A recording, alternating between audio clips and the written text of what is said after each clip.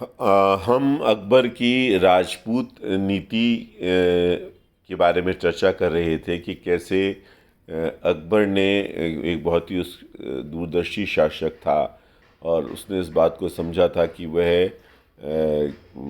अपने जो नीति है वो राजपूतों के प्रति उदारवादी रखे या उनका सहयोग ले, क्योंकि उसने इस चीज़ को महसूस कर लिया था कि बिना उनके सहयोग के, बिना उनके समर्थन के उसका जो शासन है वो ज़्यादा ना तो सुदृढ़ हो सकता है और ना ही उसकी नींव मजबूत हो सकती है।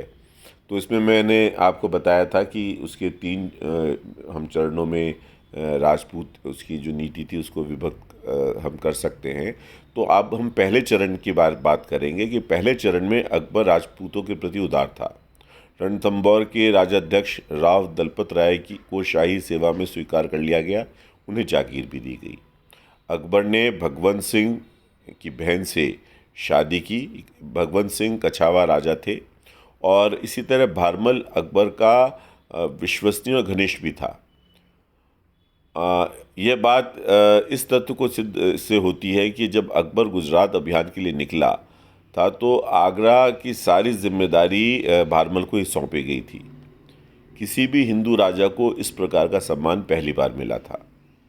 1570 के अंत तक राजपूतों के साथ संबंध और भी घनिष्ठ हो गए। बीकानेर के राय कल्याणमल ने अकबर के समक्ष अपनी पुत्र सहित खुद उपस्थित होकर आत्मसमर्पण किया। इसी प्रकार जैसलमेर के रावल हर राय और कल्याणमल की बेटियों की शादी भी अकबर के साथ कर दी गई।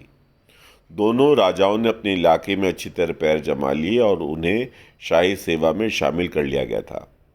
मुगल राजपूत संबंधों के विकास में अकबर का गुजरात अभियान एक महत्वपूर्ण स्थान रखता है। मैंने आपको पहले भी बताया था कि गुजरात को कंट्रोल करने के लिए राजपूतों के साथ संबंध बहुत महत्वपूर्ण थे। इस तरह व्यक्तिगत रूप से राजपूतों को सैनिकों के रूप में शामिल किया गया और पहली बार उनका वेतन निश्चित किया गया। इस प्रकार पहली बार राजपूतों को राजस्थान के बाहर नियुक्त किया गया और उन्हें महत्वपूर्ण कार्य सौंपे गए। अकबर को मेवाड़ की समस्या का सामना करना पड़ा। मेवाड़ के राणा व्यक्तिगत समर्पण के लिए तैयार नहीं थे और मेवाड़ के राजा महाराणा प्रताप और अकबर के बीच में हल्दी घाटी का युद्ध हुआ। ये आप इससे अच्छी तरह परिचित हैं कि लगभग सभी राजपूत शासकों ने मुग़ल सल्तनत की अकबर की का नेतृत्व उनके अधीन रहना स्वीकार कर लिया था, सिवाय मेवाड़ के। और इसके लिए एक संधि के लिए उन्होंने भेजा मानसिंह, राजा मानसिंह को, लेकिन महाराणा प्रताप ने उससे उस संधि को मानने से या उनके अधीन होने के से स्पष्ट रूप से मना कर दिया और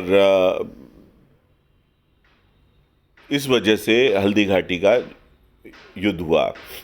इसे हम हिंदू मुसलमान युद्ध पूरी तरह नहीं कह सकते। एक साम्राज्यवादी विस्तार का जो प्रयास था अकबर का, उसी की परिणति था कि वो चाहते थे कि मैं अपने आप को उसको अपने साम्राज्य को व्यापक बनाऊं, उसकी सीमाएं बढ़ाऊं और महाराणा प्रताप इस बात से उन्हें कतई ये स्वीकार्य नहीं था कि वो अकबर की अधीनता स्वीकार करें। इसे हम ये भी नहीं कह सकते कि विदेशी शासन के खिलाफ स्वतंत्रता संग्राम की संज्ञा भी हम इसे नहीं दे सकते, क्योंकि अनेक राजपूत राजा अकबर की ओर से युद्ध कर रहे थे। अब हल्दी घाटी का जो युद्ध हुआ, इसके परिणाम के बारे में इतिहासकार ये पहले मानते रहे हैं कि उसमें अकबर जीता, पर कुछ लोग ये भी अब कह रहे हैं इतिहासकार कि ये बहुत निर्णायक युद्ध शायद नहीं था और महाराणा प्रताप पूरी तरह से नहीं उसमें परास्त हुए। बहरहाल जो भी इसके रहा हो परिणाम या जो भी हम इसको हम कहें कि इसके क्या उसके कॉन्सिक्वेंसेस थे, लेकिन एक बात ये निश्चित है कि इस युद्ध के बाद या इस पूरे प्रसंग में महाराणा प्रताप ने जो स्टैंड लिया, जो अपने अपने जो उन्होंने अपने स्वाभिमान को अक्षुण्ण रखा, जो उन्होंने अपने किसी तरह का समझौता नहीं किया, उससे पूरे भारतीय इतिहास में महाराणा प्रताप का एक बहुत ही अनूठा स्थान है। और हम सदैव उनके उनके इस देश प्रेम के लिए, उनके अपने स्वाभिमान के लिए हम उनका सदैव आदर करते रहे थे और करते रहेंगे। खैर, इस युद्ध के बाद मेवाड़ की सीमाओं से लगे राज्य जो थे, उन्होंने भी अकबर की अधीनता स्वीकार कर वैवाहिक संधियां स्थापित की। इन राज्यों का मेवाड़ के साथ नज़दीकी संबंध था, पर उन्होंने हमेशा इलाके की सर्वोच्च शक्ति का साथ ही देने की नीति अपनाई। राणा के समर्थकों, बूंदी और मारवाड़ के शासकों को दबा दिया गया। इससे राणा की शक्ति बहुत कमज़ोर हो गई और राजपूत अब उनके सहायक नहीं रह गए, बल्कि उनके मुगलों के साथ मैत्रीपूर्वक पूर्ण संबंध हो गए।